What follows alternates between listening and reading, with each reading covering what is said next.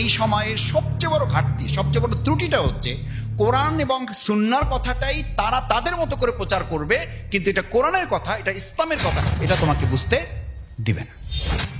AI এখন কি বলছে আমাদের কাছে? এই গতকালকের পত্রিকা খুলে দেখো, 30 কোটি মানুষের চাকরি চলে যাবে। কত কোটি?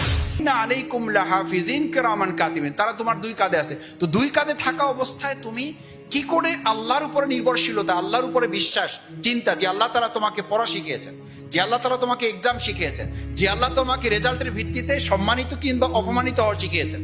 সূরা জুমার আয়াত না বললে সংবর্ধনা সফল হয় না। সূরা জুমারের শেষ 2 আয়াত, ওয়াসিকাল্লাযিনা কাফারু ইলা জাহান্নামা, জুমার এক দলকে সেদিন এরকম তোমাদের 2 সারি করা হবে, পাস এবং ফেল।